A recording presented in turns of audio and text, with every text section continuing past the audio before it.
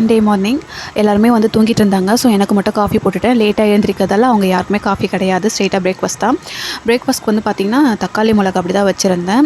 அதுவும் இல்லாமல் நைட்டு வச்ச டிஃபன் சாம்பாரும் கொஞ்சம் இருந்தது. அதை வச்சு அட்ஜஸ்ட் பண்ணியாச்சு. ஏன்னா இன்றைக்கி வந்து நான்வெஜ் எடுத்துகிட்டு வரேன்னு சொல்லியிருந்தார் ஹஸ்பண்ட். அதனால் வந்து சிம்பிளாக முடிச்சிட்டோம்.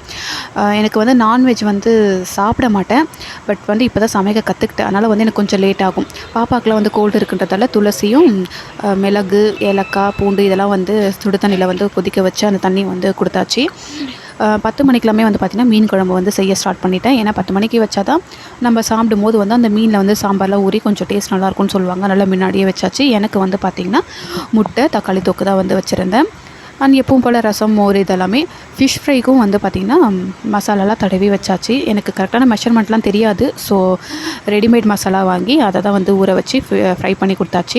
எனக்கு இதெல்லாம் செய்யறதுக்கே வந்து பார்த்திங்கன்னா 2 hours ஆகிடுச்சு. ஏன்னா வந்து எனக்கு அவ்வளோவா செஞ்சு பழக்கம் இல்லை. அதனால தான். தேங்க்யூ.